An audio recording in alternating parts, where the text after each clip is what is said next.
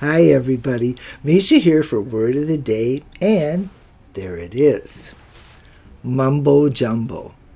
Now, I know what you're thinking. Why is she doing mumbo jumbo? Everybody knows what mumbo jumbo means. It's incomprehensible gibberish. It's that legalese on the contract that I can't make head or tail of. It's that instruction on the textbook. I don't get it. It's that religious ceremony that I think is just a lot of mumbo jumbo. Okay, now, why did I pick mumbo jumbo? I picked it as the word for Black History Month. And when I tell you the backstory behind this word, well, stay till the end because you will be gobsmacked by this. Okay, so here's where it starts. It's 1730, and this young guy named Francis Moore gets a job with the Royal Africa Company, which is, just like the British East India Company. These are exploitive, colonizing companies that go to, in this case, it's Africa, to take what they can get, to extract, to take, whether it's gold or ivory, or in this case, this was the height of the British involvement in the slave trade. And they snatched a lot of people from the area where Francis Moore was, which was on a post on an island in the Gambia River. So they were snatching people from this area. And that went on for several more decades. So he's posted on this island, James Island, after the king, of course, and he stays for 5 whole years, till 1735.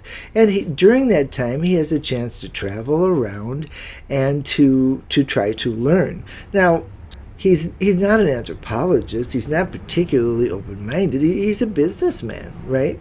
And he sees a ceremony which he completely misunderstands, and he keeps on hearing this word, Mamba Jumbo, Mamba Jumbo, Mumbo Jumbo. That's what he hears. And he thinks it's some kind of god or idol. Actually, it is the Mandinka term for a masked dancer in a ceremony, but of course he doesn't get that. And so when he leaves West Africa, he writes a book called Travels into the Inland Parts of Africa. And he tells this story and brings mumbo jumbo into English with this incorrect definition, which also does the semantic drift thing, and within a decade or two, it means this nonsense and gibberish. Okay, so the word comes from Mandinka. And by the way, the Mandinka indigenous, or we wouldn't say indigenous, some ethnic group in West Africa, it's huge. And it's in a lot of countries, and it's definitely very, very ubiquitous in Gambia. And these are impressive people. They go all the way back to, the Mali Empire of the Middle Ages. Okay, now let's jump forward to the 60s in the United States, and a struggling black writer named Alex Haley. Now, Alex Haley had heard a story in his family all his life. This story went back decades and decades and decades to... The story is that they know who their first African progenitor is. They know the name of the guy that actually was brought from Africa and enslaved. His name was Kunta Kinte, and his village was Jufre. And one day he went out to chop wood, and they caught him. And they put him in a slave ship, and he came to America. So they know that story. And Alex Haley is like, maybe I can trace this back a bit. Maybe I can get a book out of it. So he starts looking. Now, no African American had ever traced their roots back to Africa. It would be too difficult. But he's looking at emancipation records and slave records and the slave ship records. You guys, he finds the village, Jufre. It's in Gambia.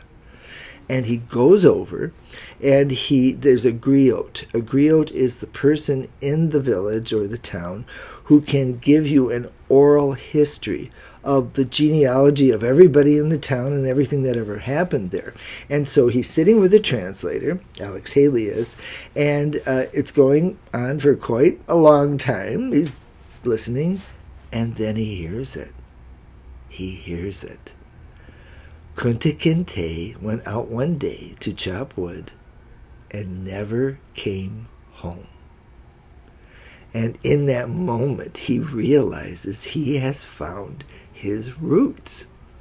And indeed, that was the name of his novel and the miniseries, the very first miniseries that came from that book. And I'll tell you, every week, all of America was in front of their TV watching Roots.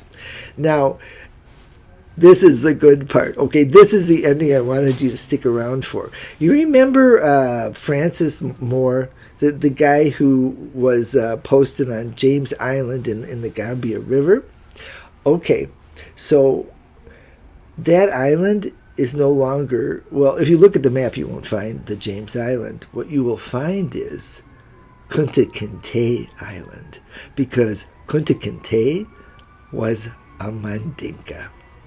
And it's like a full turnaround and connection. And I just can't even imagine what it must have felt like. But I'll tell you this, it was a great moment, a great book, a great mini-series, and use Mumbo Jumbo in the comments. And I will see you later.